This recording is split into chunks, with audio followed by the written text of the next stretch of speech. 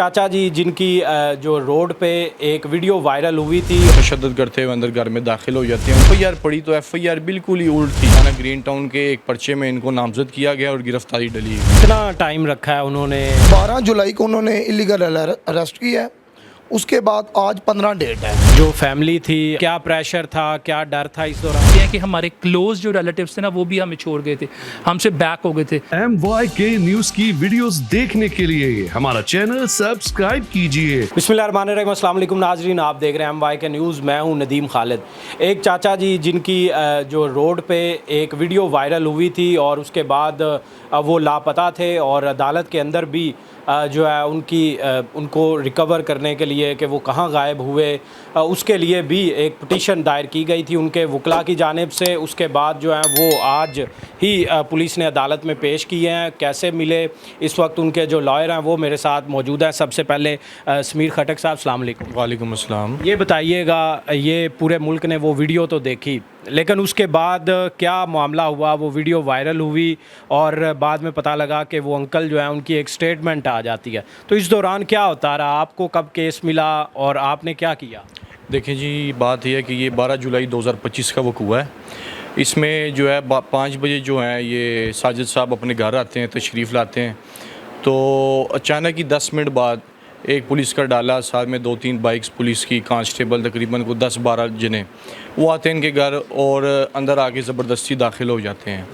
दाखिल की होने की सारी CCTV फुटेज इलाके में लगी है, वो सारी हमने ली, तो हमने सब देखी। तो जैसे ही दाखिल होते हैं इनके पास ना सर्च वारंट, ना कोई मुकदमा दर्ज उन पे, ना किसी के में इश्तिहारी, ना कोई मामला, ना उनके पास कोई लेडी कांस्टेबल। इस तरह तशद्दुद करते हुए अंदर घर में दाखिल हो जाते हैं। उनके जो DVR, उनके CCTV, उनकी जो मोटर बाइक जो आप वीडियो में देख रहे हैं, उनका मोबाइल फ़ोन, सब उनसे स्नैच कर लेते हैं, ले लेते हैं, अपने कब्ज़े में रख लेते हैं।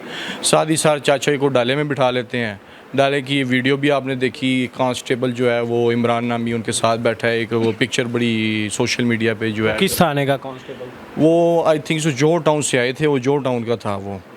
तो उसके बाद उनके जो बेटा है उसने कहा जी मुझे भी साथ ले जाएं अपने वालिद साहब के साथ। वो भी चला गया थाना जोहर टाउन जाके तकरीबन 5 घंटे बाद जो है उसके बेटे को रिलीज़ कर दिया गया, लेकिन चाचा जी को रिलीज़ ना किया गया।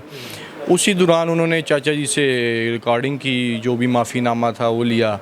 इतनी दौरान में उन्होंने काफ़ी इंतज़ार किया कि हमारे वालिद साहब को छोड़ देंगे, लेकिन नहीं छोड़ा गया। लेकिन संडे को 13 तारीख को उन्होंने हमसे रब्ता किया, हमारी लीगल टीम से हमें अप्रोच किया। तो हमने मंडे को जैसी कोर्ट्स ओपन हुई, हमने 491 के तहत जो है CRPC हेबियस कार्पस हमने रिट पटिशन दायर की, जो गुलाम फरीद कुरैशी साहब एडिशनल सेशन जज के पास जो है मार्क हुई, फिक्स हुई।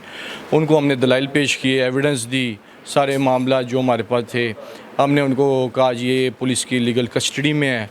उन्होंने जनाब SHO जोहर टाउन को हदायत की कि अगर आपके पास डेटिन्यू कस्टडी में है तो उसको अदालत में प्रोड्यूस करें। तो वेरी नेक्स्ट डे फिक्स था, हम फिर अपीयर हुए कोर्ट में। जैसे ही हम अपीयर हुए तो हमें पता लगा कि जी पुलिस ने कमिट्स दिए हैं कि जी हमारे पास बंदा नहीं है। थाना ग्रीन टाउन के एक पर्चे में इनको नामजद किया गया और गिरफ्तारी डली हुई है। जैसे ही हमें पता लगा हम मुतलका मजिस्ट्रेट के पास गए, कैसर रियाज साहब हैं जुडिशल मजिस्ट्रेट मार्टाउन कोर्ट्स के। हमने जनाब उनके पास गए, पुलिस वालों ने रिमांड पेश किया था, हमने रिमांड कंटेस्ट किया, जज साहब ने टर्न डाउन किया रिमांड उनका।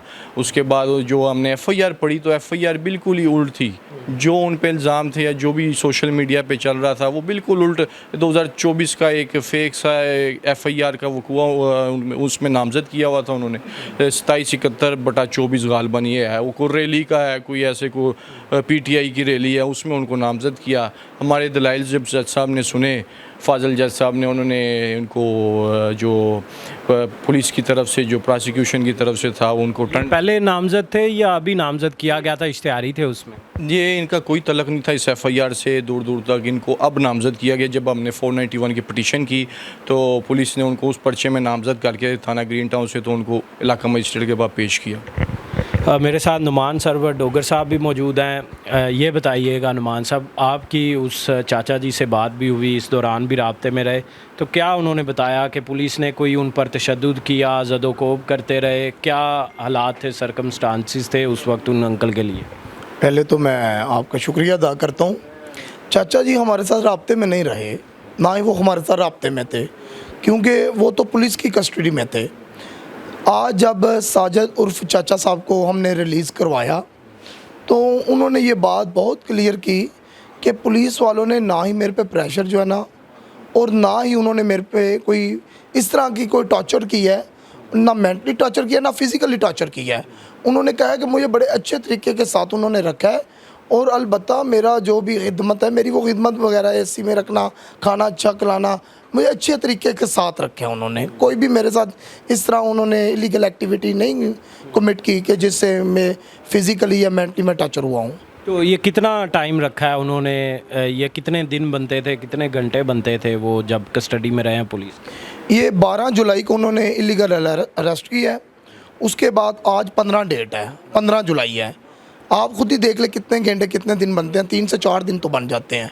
आज उन्होंने पेश किया तो अल्हम्दुलिल्लाह हमने रिलीज़ करवाया। तो कानून के मुताबिक किसी भी मुलज़म को जो है वो 24 घंटे के अंदर अदालत के सामने प्रोड्यूस करना लाजमी होता है पुलिस के लिए, तो इस पर क्या कार्रवाई होगी? बिल्कुल जी, 24 घंटे के अंदर जो है ना अदालत में पेश करना जो है ना वो होता है। CRP सेक्शन 61 भी ये बात करता है, ये बात कहता है, उसमें वाज़िया लिखा हुआ है person arrested not to be detain more than 20 hours.